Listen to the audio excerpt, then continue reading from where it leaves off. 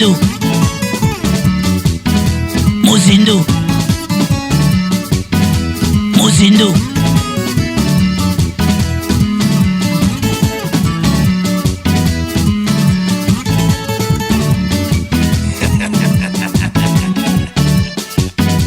Muzindu. Muzindu. Muzindu. Muzindu.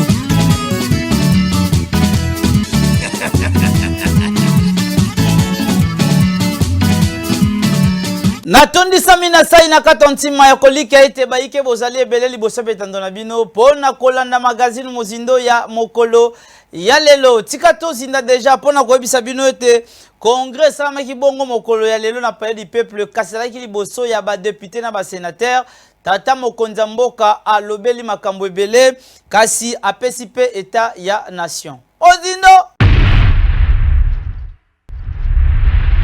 Dans le même ordre d'idées, pour témoigner la reconnaissance de la patrie envers ses filles et ses fils qui auront agi dans l'intérêt du peuple, j'annonce qu'en juin 2021, en marge de la célébration du 61e anniversaire de notre indépendance, la patrie témoignera sa reconnaissance envers le Premier ministre Patrice Emery Lumumba, un des héros nationaux dont on aura procédé au rapatriement des reliques et à qui on donnera enfin une sépulture digne de son sacrifice pour la patrie. Distingués invités, dans le registre des réformes que je porte, je voudrais mentionner aussi le défi de la desserte en électricité et en eau potable au profit de notre population. Le triste constat, largement partagé aujourd'hui, est que cette desserte reste insuffisante et faible. Cette situation de fait est d'autant inacceptable que l'immensité et la diversité des sources et des ressources énergétiques et hydrauliques de la République démocratique du Congo sont quasiment sans limite.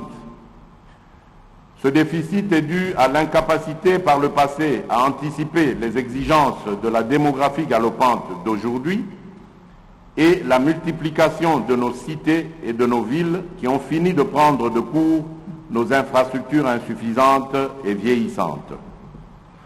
Comme je le répète souvent, nous devons rompre avec la culture du potentiellement riche pour s'inscrire dans la logique de la réalisation effective et efficiente de nos potentialités. C'est fort de cette conviction qu'a été organisé du 20 au 22 août 2019 le forum de Matadi sur l'énergie, mère du développement rapide et de la modernité bien comprise.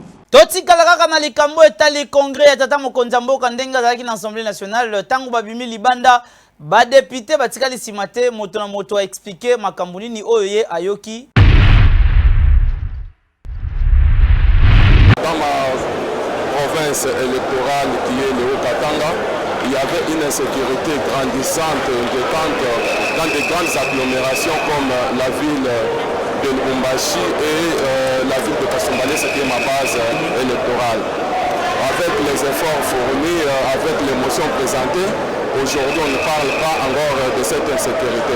Le chef de l'État vient d'être devant nous au niveau de l'Assemblée en congrès. C'est-à-dire que nous étions réunis sénateurs et députés nationaux.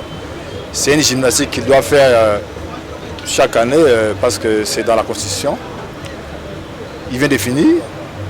Là encore, il vient de parler et nous rappeler ce qu'il avait décidé de faire l'année passée comme réforme et tout et tout. Mais en bref, nous devons retenir qu'il y a eu une coalition. Dans le gouvernement que nous avons actuellement, c'est un gouvernement de coalition. Mais ce gouvernement n'a pas produit ce que les chefs de l'État voulaient au vrai sens. Donc ça n'a pas rencontré l'assentiment ou bien les désidératas de la population. Raison pour laquelle, il y a de cela une semaine et demie passée, il était à la télé pour parler de manière un peu sommaire. Il avait promis de nommer un informateur. C'est ce que nous attendons dans les jours à venir. il va nommer un informateur. Tout ça pourquoi? Parce qu'il veut qu'on puisse reconfigurer la nouvelle majorité au niveau du Parlement. La gratuité de l'enseignement, c'était dans son programme. L'année passée, il avait dit ça. Et cette année, c'était un peu contraigné parce qu'il y a eu la pandémie à Covid-19 qui a bloqué presque tous les systèmes, tous les projets qu'il avait. Tout n'a pas bien marché, mais à partir de ce soir, à partir d'aujourd'hui, à partir de la vision qui vient de nous soumettre, tout va changer.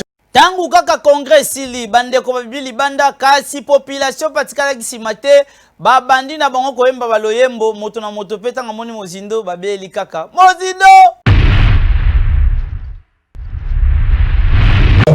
Distingués invités. Indaki mabe mokolo lundi 14 décembre 2020 na palais du peuple sika Owapi. Président de la République Félix Antoine Tshisekedi Tshilombo a saki discours pour la nation liboso ya ba sénateur pe ba députés nationaux. Et bon on a libandé à parler du peuple ba militant ba parti ebele bayaki ko soutenir président de la République pe ko pesa ye mokakozwa. Et bon ambiance ozaki libandé à parler du peuple engaye tala ba oyo koto bazali ko bina kaka lokola Yesu nda zongi misusu koto donc mutu na mutu azali komi boma na danse nyoso kaka pona kolakisa esengo oyo bazali na yango na union sacrée pour la nation oyo ezali initiative ya président de la République Félix Antoine Tshisekedi Tshilombo. Bino moko botala ndenge ambiance ezalaki.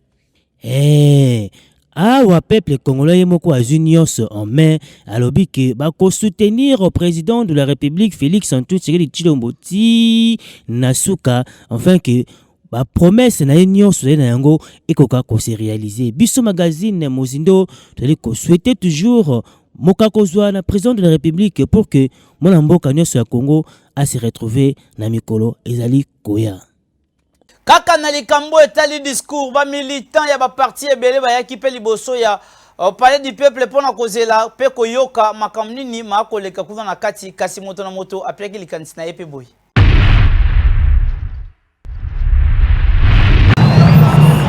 Ba militant ya cap vers le changement cash na muku CP ya franc commun pour le Congo baki mokolo ya lundi ebele liboso ya palais du peuple pour na soutenir président de la République Félix Antoine Tshisekedi Tshilombo pour na congrès oyo esangisi Sénat pe Assemblée nationale. Ba militant bazalaki na rappeler bakaniko misusu balataki ba polo ya parti na bango esengo na ndenge ya kosakana te mabina loyembo na ndenge ya kosakana te kaka ndenge bozali komona boye yango wana quelques militants ba réagir na micro ya magazine Mozindo. Parce que le peuple congolais à 90% baboyaki alliance, baboyaki accord. FCC cache baboyaki makabwana. Il n'y a pas un accord qui peut primer au-delà de la constitution. Ce qui est respecté qui accord, ça veut dire que le chef de l'État a violé la constitution. Le col a boyé bakor na bangoana, c'est pour dire qu'il a respecté la constitution. En général, le chef de l'État a répété Makambo Otoyi Koloba après la consultation qu'il fallait un nommer informateur. Calamité informateur à Ozala parce que tout le monde n'est pas mis pendant 2 ans. Ça veut dire que FCC cache. Raison pour laquelle le président de la République avait décidé de nommer un informateur, de dégager une nouvelle majorité pour que alors, il a répété, il y a pas mal de points qu'il a répété aujourd'hui, mais ce que nous devons retenir, c'est que la majorité, c'est que vous avez dégagé d'ici là. L'union sacrée, le gouvernement de l'union sacrée sera mis en place et ça va permettre à ce que le pays ait de l'avant. Peuple congolais awa afungoli misu pona likambo yo etali institution ya mboka volonté oyo ezali kaka pona koluka changement ekota na kati ya République démocratique du Congo. Peuple congolais a continué ko vivre na kimia na kati ya mboka na ye pamba te mboka oyo il faut ebonga yango wana biso tokosenga toujours na ba politiciens bomekaka toujours kosala misala pour que peuple congolais a se retrouver. 100% information Mozindo toujours. Tozinda pona koyebisa bino te Moïse Katumbi akordaki interview kasi na kati ya maloba na ye alobaki ete aza kaka na kati ya lamuka mais secrétaire ya SID ye alobi ete Moïse Katumbi esengeli apona nzela moko.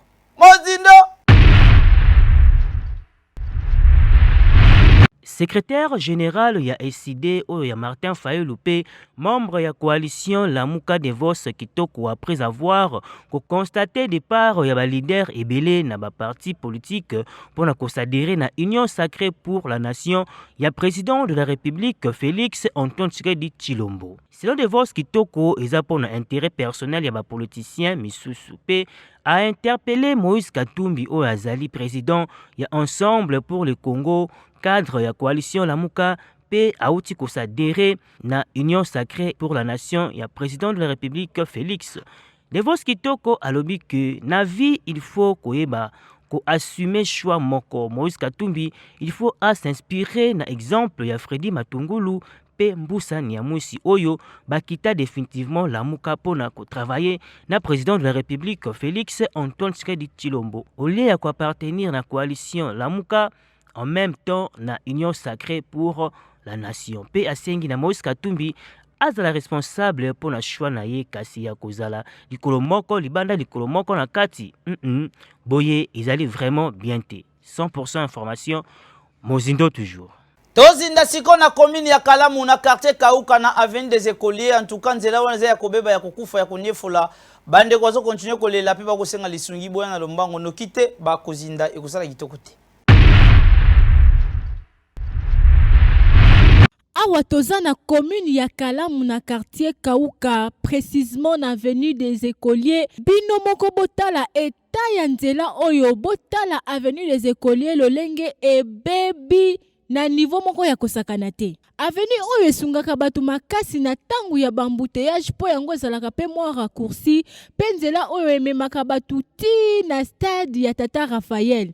Kasi ya kokamwa ezake bakonzi pe balekaka kaka awa na nzela oyo bamonaka degré nzela oyo bebi kasi changement moko eza nanu awa te. Bon nzela oyo ezopesa biso pasi tozotala ndire l'état akipara pe biso koto te. Yo moko ozomona entrée oyo eza entrée ezopermettre mutu nyonso amona ta 20 mètres. Ezopermettre soki ya embouteillage ezali okoki kodevier pe boye ozomona a face na biso d'école ezali tala bana talanzela donc bakonzi balekaka na bango tout le temps atana ba 19h atana ba 18h atana 16h balekaka na bango bamona nzela sans fait le temps ba 10 ans passé donc ils ont un espace mo peut-être bako soutenir biso ya mukie pour permettre pe bana classe ba obima ndeti tala bwembu le beti même yo mondo temi bo c'est très difficile donc toujours singa kana bakonzi ba permettre pe kotala ta mwa côté o kaka nzela ebeba na ndenge moko saka depuis na pepe ya 20 ans ba 15 ans to kende nzela eza kokufa stade du 20 ezali a pembeni batu ya ndenge na ndenge balekaka awa bakonzi ndenge na ndenge balekaka bakendaka ba match ba ukende bazomona nzela bakonzi misu bakakanga na libulo libulo so bakangami bakobela batu bien la garde na bango batindiki bango babimi na nzela mais nzela eza kokufa. Tokolemba te kosenga na bakonzi po boza wana po na population botala eta ya nzelo eza kitoko te botala biso likambo oyo bobongisela biso nzela oyo pe ekosepelisa biso. 100% information Mozindo toujours. Docteur Kabe azobikisa bongo maladi ya lolenge nyoso tu asengi na bandeko to zobela bokono ya ndenge nyoso tu kende kuna zobete yango dada Sofkaliwa. Mozindo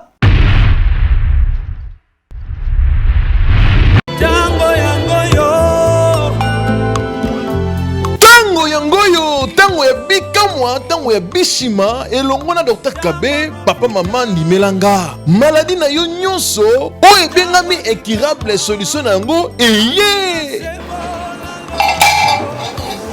eza opération marteau de secours. Soit marteau de secours. Opération marteau de secours. ngai nayaki epa Dr Kabe na maladi ya AVC nazala kotambola te mais sikoyo dans 3 semaines nazo tambola nakomi kokende wese nga moko nakomi kokende na douche nga moko. Minga pa Dr Kabe nazalaki na problème ya cancer utérus ezako tulisanga makasi naika kokaka pasi nzalaki koyeba tina na mote ntango na milikisi nakoki mpena changement na nzoto na nga nde mpena na ndimike wi effectivement Dr Kabe aza na bakisi oyo ezobikisa na nzoto nazalaki na cancer na libele na kamwamoma moko na se ya libeka na tension na cardiaque ndoko yango ezalaki kotambola na ngai tia waka na mongongo be na ye awa mpa docteur nazwi bakisi na nga na meli mpo nalandelaki mpenza yango mpo namoni mpasi mingi mbuma na libele eza te mpe nasa lipeka eza te ezalaki soki na fomu na tomboli elamba fomona na misisa na libele misiko misisa eza mama bandela nano balobaki nini abeka kansera libele sikoyo ntango yo omeli kisi na miniti oyo ozoyoka ndenge nini sikoyo sava sava mpasi oyo oza koyoka eza lisusu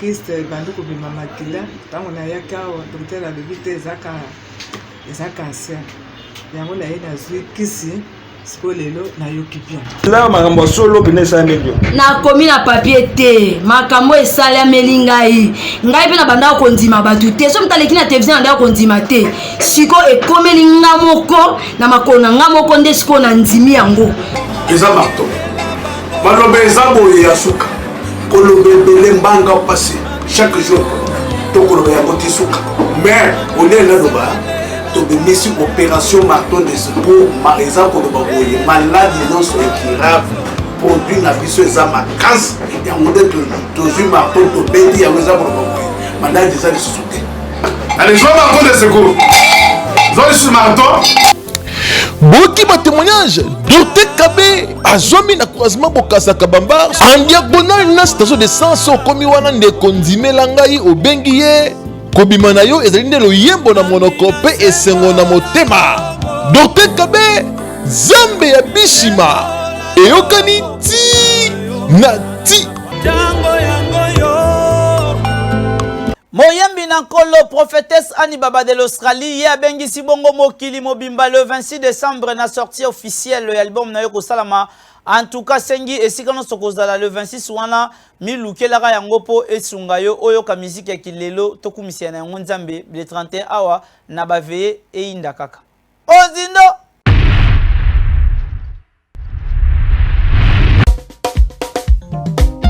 bana mokili mobimba boyoka ntango moyembi na nkolo prophétesse Annie Baba de l'Australie ye asaleli bino Maxi single oyo ekobima bongo le 26 décembre bana na nzambe botuna ngai kombo ya single eza nini ye la joie de l'éternel bakokoka te bango nde banani bakokoka te moyembi na nkolo prophétesse Annie Baba lobi bana na nzambe le 26 décembre en tout cas motoara tete po Maxi single oyo yango tokokumisa na yango nzambe na baeglise en tout cas motoara te yango te boyoka ndeti loyembo oyo yokiso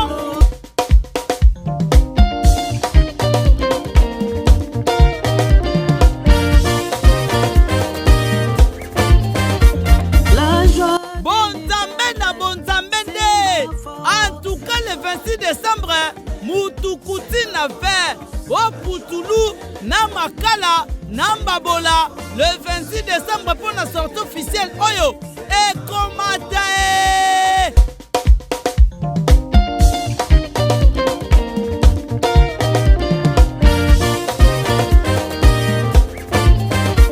lozinda na sport pour na koyesa bino ete boxer oyo toyebi na kombo ya Ilunga Makabu ye ayaki bongo na Kinshasa pour na préparer combat ndenge nini ya ko défendre ceinture na ye na étranger koya déjà mikolo mizali koya odido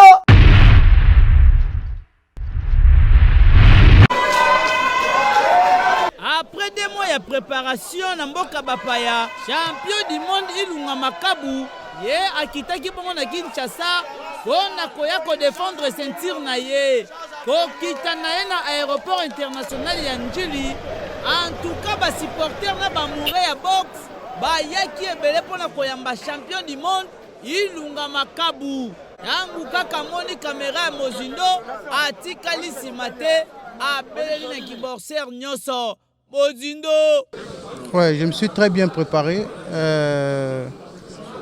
Je suis venu pour faire ma défense. Raison pour laquelle je profite de l'occasion pour dire merci au président de la République. Parce que c'est grâce à lui que j'ai gagné ce combat qu'il a organisé.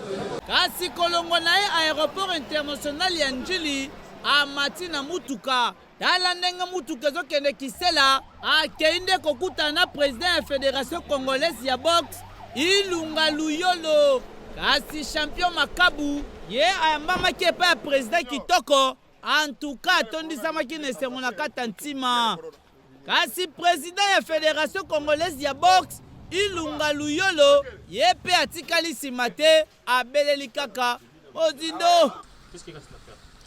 Ce qui reste à faire, c'est de fêter, parce que c'est de fêter. Préparez-vous à bien savourer votre victoire le 19. C'est tout ce qui reste à faire. La danse pour toutes ces fêtes de fin d'année, ça sera après le combat. On va les découvrir. Quoi ça? Quelle danse? Parce qu'on va fêter. Danse, surprise. On va... Ok, merci. Merci. Tosimba peto ye baete Ilunga Makabu ye akobunda bongo na boxer ya Nigeria mukolo ya le 19 décembre na kati ya Mama Ngebi pona kowelela ceinture kasi awa na kati ya magazine Mozindo toko tombela kaka na champion Ilunga Makabu ba bonne chance kende liboso en tout cas beta makofi ya danger ponde kona tanga koya azwa kaka likofi moko ya kafumba kata mache kata na mbala moko arbitre beta piololo en tout cas kende liboso Mozindo.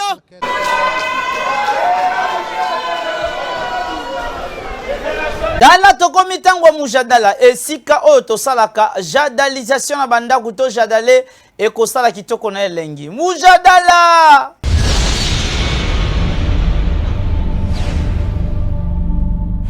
Mbote papa. Mbote papa. Ozali colonel. Naza muluba 100%. Papa na bino baluba est-ce possible bo kilo ay revendre na bo kilo na ye. Et pas na biso bo kilo aza lokola parent. Bo kilo sokazo linga aya na ndako na biso et pas ya biso il fallait ya liboso azoya akokota na kati ya ndako te akovanda libanda. Mais tant qu'on vend libanda era ya kolala il fallait nakende kolekile ndako esika mususu akende kolala esika mususu jamais bokilo kokota na ndako na ngapo alala te ayi kofanda pona nini po mususu ayi kozala deja mokolo akoka na ye kofanda ye moko te sikoyo tokozwa ye kaka tofanda na ye esika moko. Mais au cas contraire ça sera un peu difficile pour nafanda na bokilo pas contraire kozala difficile na ndenge ni po porte moko okokota ozobima na bokilo porte moko tialo c'est ça soki aza bokilo na nga mama mobali ayera ndako na nga naza na studio akovanda soki eza bokilo ke aza mama ya mwasi toza na studio akovanda te akofanda mpona nini akofanda soki aye po atala bakoko na ye epa na ndako na ngai akofandaka aye kovanda pour libon donc abanda kovanda wana bimaka ndako moko na yo porte moko na yo azokota ata mama na ngai papa na ngai baya ata ya ebokilo te akofanda kaka ti ere ngai nakoyebisa ngai ke nalingi nazonga nakola ye akozonga jamais bokilo akokota na ndako na ngai po alala te na ndako ya chambre salon nazobimisaka biloko oyo moto alinga amona te kaka kotaka ndako na ngai nazali yango tata mama na ngai papa na ngai ayaki naza na place mosusu wana na gisafe te nagembe kotika ye te tozokotalaka na ndako na ngai biso tosalaka ata bavoisin soki bavoisin baza na lopango baza na bandako ya tosengi bango te mama azala kolala kuna nini okopesa bandeko oyo baboyaka babokilo bapona bandako na bango nazoyebisa bango te bokilo eza lokola papa na ngai na mama na ngai il faut toyamba ye toki aboti mwana mwasi aboti mwana mobali eza ndenge moko il faut toyamba ye tofanda na ye bien tala ndenge mujadala esali jadalisation na bandako batutu bokisa na kata ntima tolobaka malamu kopie ya mabe kokopie te po ekoya kobebisa yo opamba zo ya malamu polo besunga yo ekosaki Mozindo kitoko na elengi mesozo ya mabe mbadi ekosala pena kitoko te tokomi na suku ya magazine Mozindo ya mokwali losoko sepelaki na édition ya kafumba kata pesa na merci na équipe mobimba ya Mozindo bazalaki ofuro yo moulin ya kosala no musala kitoko na elengi boyenenge bolandi na bandaku na bino en tout cas tokosala noka musala ndenge ekosengela soki wana posa na biso ko hésiter te ko benga biso na quartier na commune ozali to posa na sport olingo lekisa awa toto lobela activité na yo en tout cas ba numéro ezali chaque jour za la polele tokoyamba yo tosala musala nyonso ya kilelo okosepela penza makasi po kotondisa manasai na kati ya ntima tokomi na biso na suka ya magazine Mozindo botika malamu na mabota na mio tokutana bino mikolo mizali ko ya Mozindo.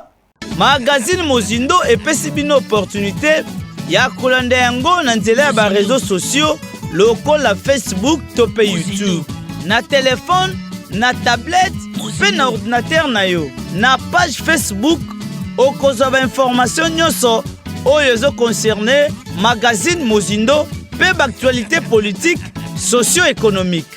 Il suffit kaka okota na Facebook na yo okoma magazine Mozindo officiel nde okomona page na biso eko apparaître. Kasi soki orataki kotala biso na nzela ya télévision okoki pe kolanda to pe kozwa ba information na chaîne YouTube. Okoti na application YouTube okomi Mozindo magazine officiel nde kuna okokuta ba video ya ba édition na biso nyonso. Tango okoti kobosana te ko like to pe ko s'abonner na chaîne YouTube na biso. Kobosana pe te ko fina cloche pour signaler yo édition ya magazine Mozindo ya sika ekoti. To sengi bo s'abonner massivement Mozindo.